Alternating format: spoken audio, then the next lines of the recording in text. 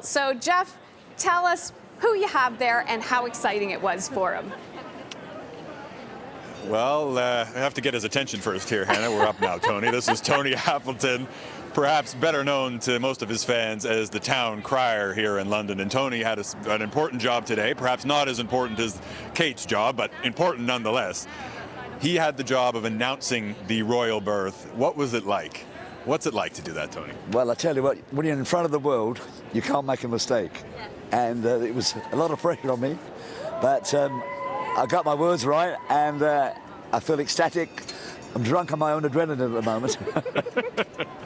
He's losing his voice, he was telling me earlier, Hannah. Tony, you were here and you had the honor of announcing Prince George. Yeah. So how does the excitement around his little sister's birth compare to that event a couple of years ago? Well, I think it's a bit more, actually, unbelievable. You know, just seems a bit more attention at this time, because we wanted a princess, and George has now got a sister, and it's so exciting, believe me. I'm a real royalist. I'm so excited. Yeah, a lot of excitement here. We are just surrounded by hundreds of other royal watchers here now. Yeah.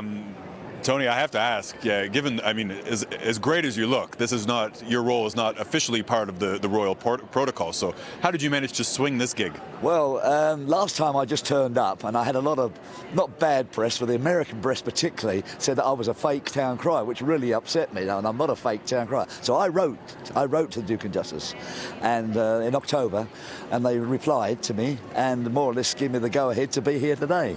And when I got out the cab, I'd done the last time, everyone was really waiting for me. So it looked like they really laid it on for me. That's right. And now we've had to line up just to get your interview here. And I mean, you mentioned that they told you to come here, told you. Have you had any feedback from other people, including the royals, about the job that you've been doing here? Well, I've had a few Twitters to say that you've done well done. One was from Kensington Palace, so don't tell her. Really?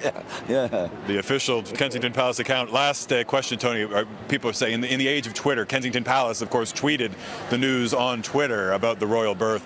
So why do we still need a town crier at an age of social media? Well, it still gives more attention to people, and I mean, all of a sudden, you know, I know you got your thing, but I'm colourful, I'm projective, and I'm real. You know, that's it. Very colourful. Before we let you go, any guess on the name? Say again? Any guess on the baby name? Yeah, Alice. Alice. There you have it. Alice seems to be the hands-down favorite here, Hannah. We'll have to wait probably 24, 72 hours to learn the name. But right now, hundreds of eyes and camera lenses are all trained on that door right behind us, waiting for their first glimpse of the new princess. Thank you for that, Jeff. And a very colorful town crier, Tony Appleton, outside St. Mary's Hospital in London.